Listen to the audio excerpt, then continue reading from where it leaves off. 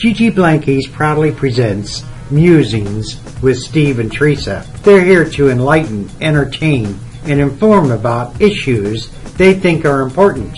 They want people to think about how positive actions make positive people. Their show is captured and linked to YouTube. The programs are listed in the archives of both Blog Talk Radio and YouTube video, and you can watch it as well as listen. Now on with the show. Hello everyone, and welcome to our Blog Talk Radio show. Our show is captured and linked to YouTube, and the programs are listed in the archives of Blog Talk Radio and YouTube video. You can watch as well as listen, and links will be found on Facebook as soon as the video is available. We refer to our efforts as Musings with Steve and Teresa, and they're archived as such. Now, today, it's just Teresa being the co-host because Steve is off doing his civic duty. He's the, what does he call it? I call it the judge of change, but he has another name for it that's the official name is election judge, electioneer. I don't know. But anyway, he's off doing his thing. So you're stuck with me today. And I'm here to entertain, enlighten, and inform about issues that I think are important today. We want you to think how positive actions make positive people. And, well, first of all, this blankie that I brought today, since Steve's not here to ask me about my blankie, this is the yellow stripes, I'm calling it. And it was almost done when I put it on last week, or the week before. But now it's done. I put dark green contrasting binding, or stitches in the binding, and we got the little tie things that... And it can be pictured on Facebook. I've posted all the new blankies on Facebook. And here's some. I found some Steve found some interesting things about blankies and the comfort of security blankets. It's out of the newspaper. It's actually Dr. Joyce Brothers, and it says that it's like a little quiz, but we'll skim through it here. It says security blankets, and I can't stop. Help. Let's see. Having an attachment to an object means a child is insecurely attached to the parent. Well, that's false. Not everybody gets attached to a blankie or anything, but it's no big deal if they do or they don't.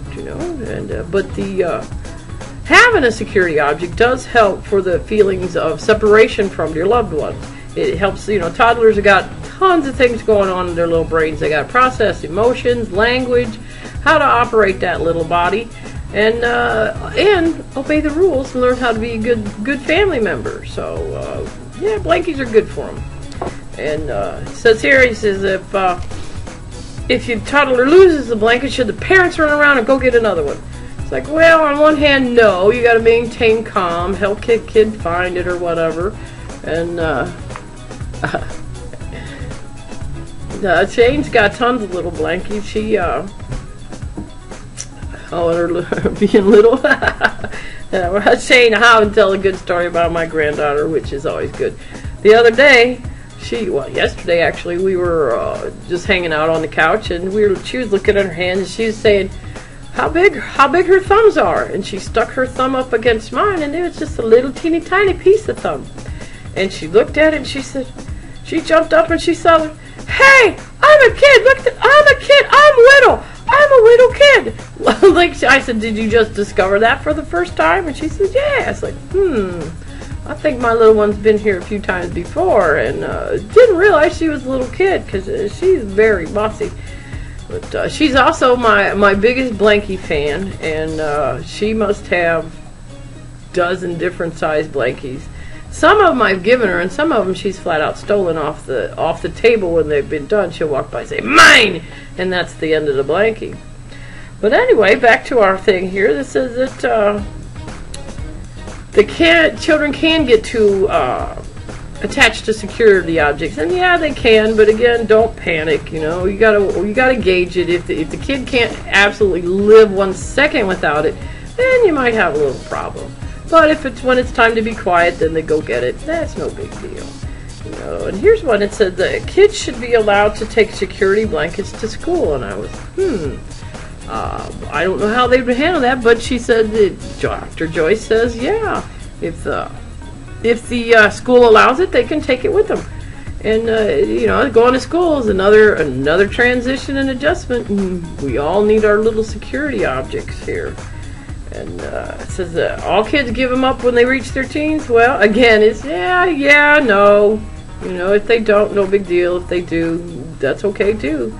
And they've done some studies that find out that most girls and boys still know where their security object is, even if it's not out in the room anymore.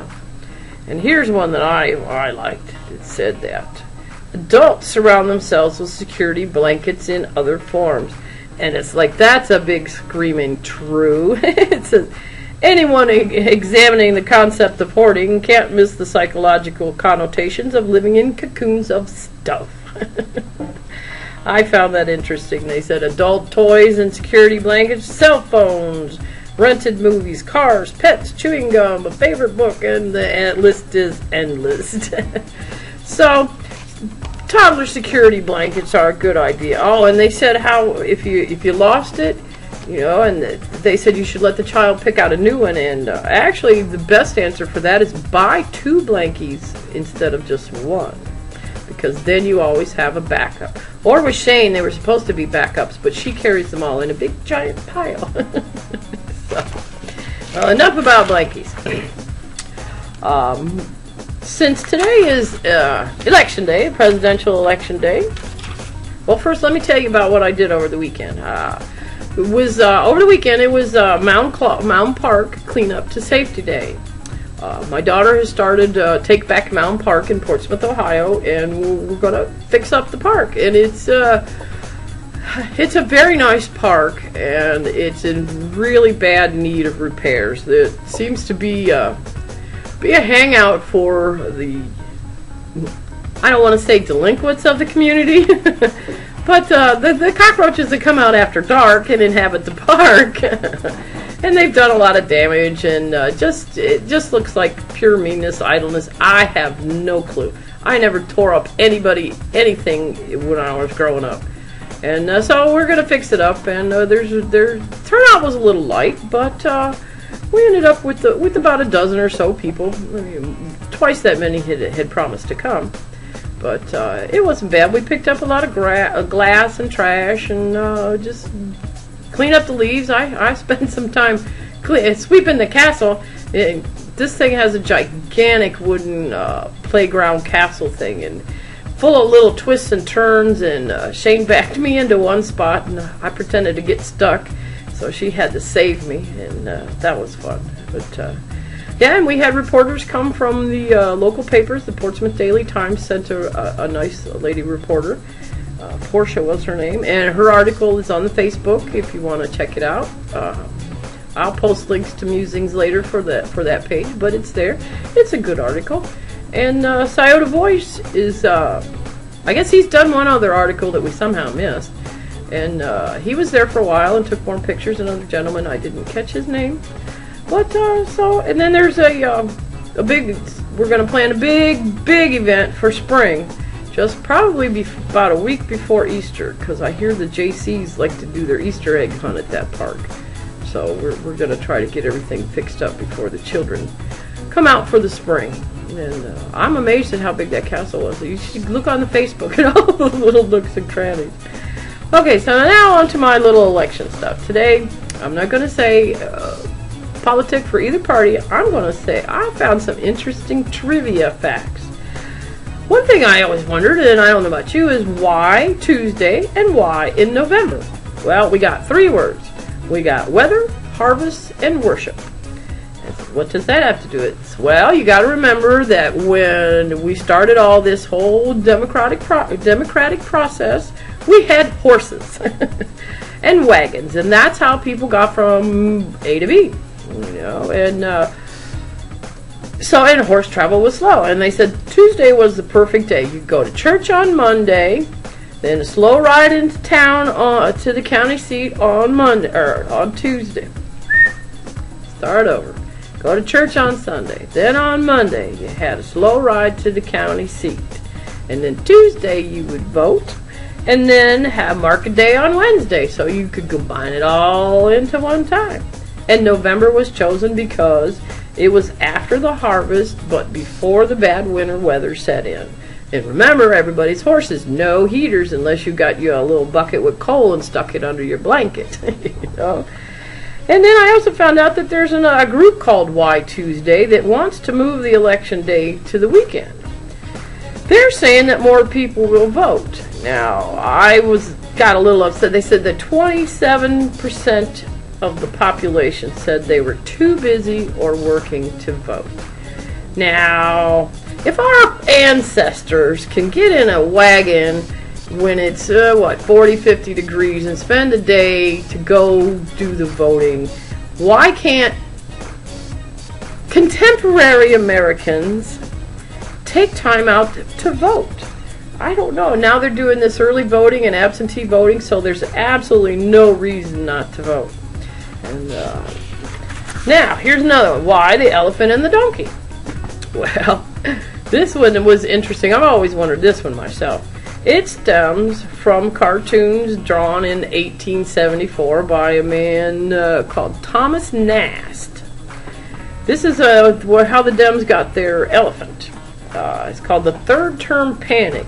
It was a cartoon criticizing the residing Republican President U.S. Grant for trying to run for a third term. And nobody wanted that. And this cartoon, I copied it and I'll post a link to it. It's a very interesting cartoon. And, well, of course, Grant didn't run. And in 1951, we got the 22nd Amendment that says no 3 terms. You know, and let's see. And then the Dems for the donkey. Actually, this now in that a cartoon, the panic thing, there's a donkey in there that represents the Democrats, but that's in 1874.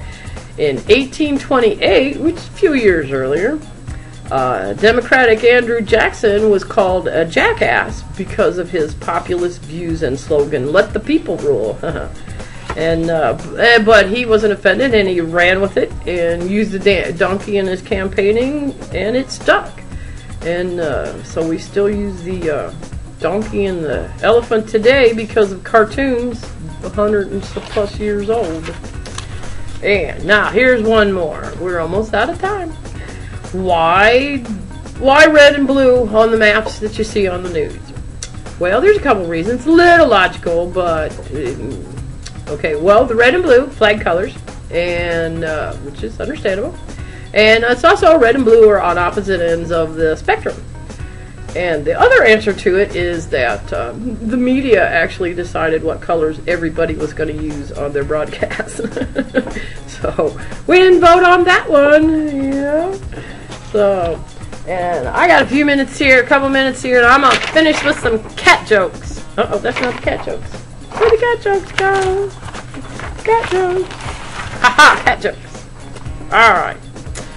Why is a cat so grouchy? Because he's in a bad mood. I forgot the laugh machine. What do cats like to eat for breakfast? Rice Krispies! Why did the cat run from the tree? Because it was afraid of the bark. How many cats can you put into an empty box? Only one. After that, the box isn't empty. How do cats end a fight? They hiss and make up. Yeah, they hiss and run. Alright, what does a cat like to eat on a hot day? Ice cream cone. Be a little furry, wouldn't you think? What do you get when you cross a chick with an alley cat? A peeping Tom. If lights run on electricity and cars run on gas, what do cats run on? Their paws. And I think we're going to say goodbye for the day. And thank you for listening to my podcast. And we'll be back next week. And Steve will be back with me. And no idea what we're going to talk about yet. But I'm sure it will be quite interesting and entertaining. And this program is captured, archived at Blog Talk Radio and captured for YouTube. And it'll be linked or posted tomorrow or the next day. Come check us out. Our mission on these Blog Talk presentations is to stimulate your thinking, prod your mind into new channels, pump up your interest in life, and rebuild your enthusiasm. Whether you're pro or con, we insist that you join us as we investigate, evaluate, and participate. Be part of the solution, not part of the problem. Again, on behalf of Steve, too, doing his duty, I thank you very much for watching us today. And vote your head, not your heart. Goodbye. See ya. Gigi Blankies, thank you for listening to the podcast today. This program is archived at Blog Talk Radio, captured and archived for YouTube video, and linked to Facebook as Musings with Steve and Teresa. Think positive, be positive, live positive, and enjoy.